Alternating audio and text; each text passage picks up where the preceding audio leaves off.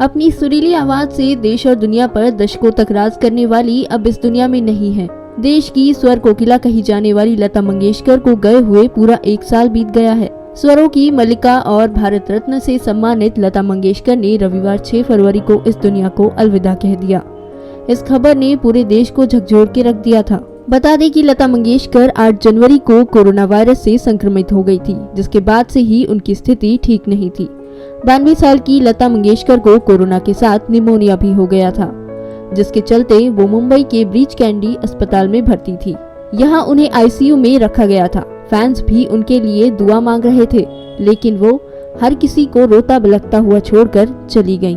आज उनकी पुण्यतिथि पर हम आपको उनके कुछ अनसुने किस्सों के बारे में बताएंगे। आप सभी को तो पता ही होगा कि लता जी ने कभी शादी नहीं की। एक इंटरव्यू में लता जी ने खुद ही इसका खुलासा भी किया था। उन्होंने कहा था कि जब वो 13 साल की थी तब उनके पिता की मृत्यु हो गई और अपने सभी भाई बहनों में वो सबसे बड़ी थी। पिता की मृत्यु के बाद उन्होंने ही अपने परिवार की जिम्मेदारी ली और इसी वजह से उन्होंने कभी शादी नहीं की। लता जी की शुरुआती करियर में उन्हें अपनी ही आवाज की वजह से रिजेक्शन का सामना भी करना पड़ा था। जी हाँ, बात तब की है जब लता जी के गुरु गुलाम हैदर साहब ने फिल्म मेकर एस मुखर्जी को अभिनेता दिलीप कुमार और कामिनी कौशल की फिल्म शहीद के लिए लता जी की आवाज सुनाई।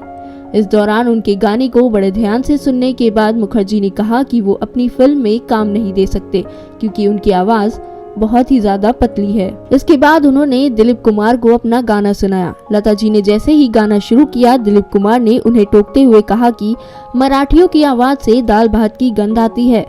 दरअसल अपनी टिप्पणी के जरिए दिलीप कुमार लता जी के उच्चारण की तरफ इशारा कर रहे थे।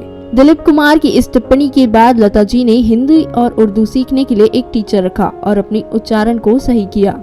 सुरों के साथ साथ धुन की पक्की लता मंगेशकर ने सबकी बताई गलतियों से सबक लेते हुए देश ही नहीं बल्कि दुनिया में भी अपनी एक अलग पहचान बनाई। लता मंगेशकर ने 30,000 से ज्यादा गाने गाए।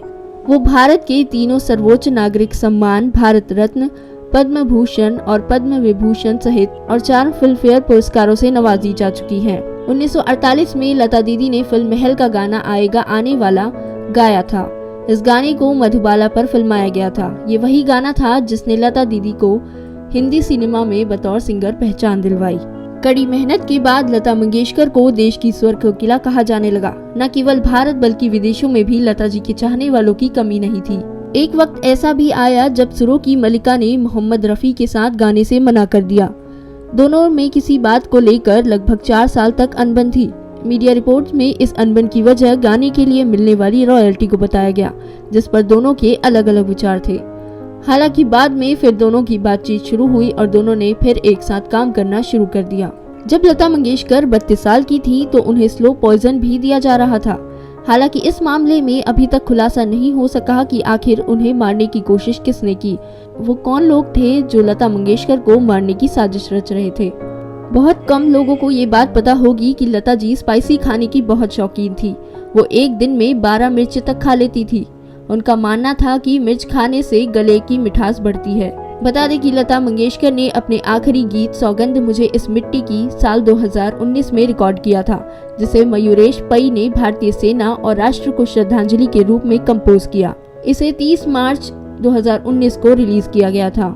स्वर कोकिला भले ही इस दुनिया से चली गई हों, लेकिन उनके गाने हमेशा ही सभी के दिलों में रहेंगे। देशहित न्यूज लता जी को उनकी पुण्यतिथि पर भावपूर्ण श्रद्धांजलि देता है। आज के लिए बस इतना ही। बाकी बड़ी खबरों के लिए देखते रहिए देशहित न्यूज।